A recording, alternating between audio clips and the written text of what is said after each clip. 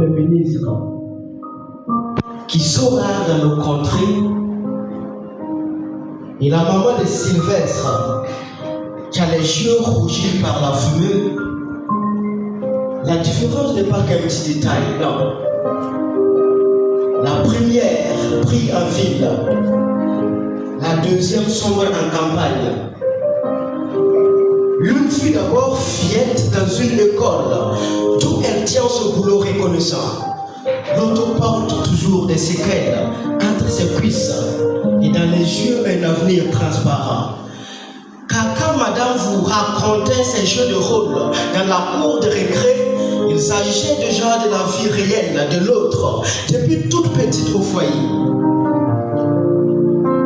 Madame la ministre est aujourd'hui dans un foyer et son mari la traite comme une reine, pas parce que son mâle n'est pas aussi soyeux, mais parce qu'elle n'est plus la femelle qu'on malmène. Voyez-vous, l'école transforme. Du coup, une femme n'est pas une femme. Et la preuve, madame la ministre n'est pas la maman de Sylvestre.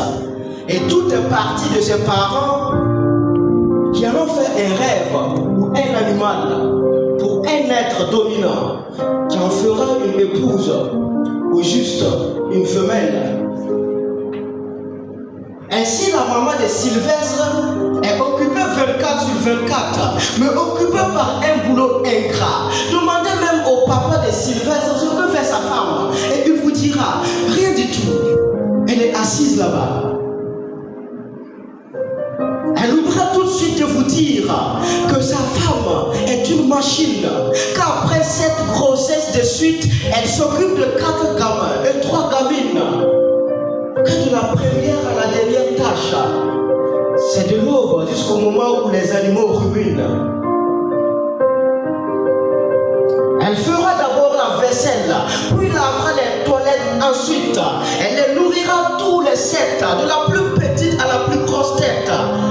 Les conduira à l'école. Et tout ça avant 7 heures.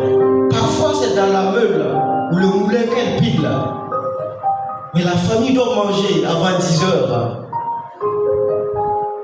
En saison hivernale, elle participe au même titre. Le ménage est toujours femelle. Elle est attendue aux travaux champêtres.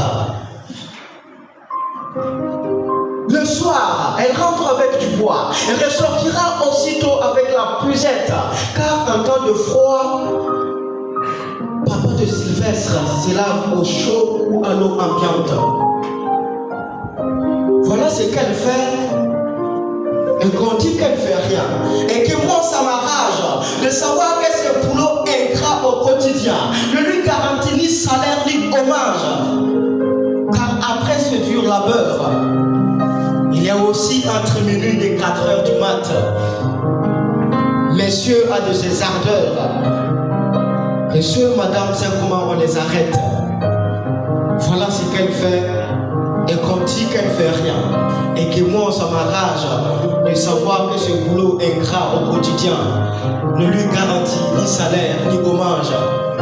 Voyez-vous, nous devons tout à la femme. Et pas seulement pour le don de la vie.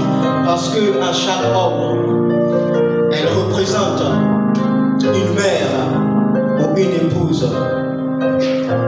Merci.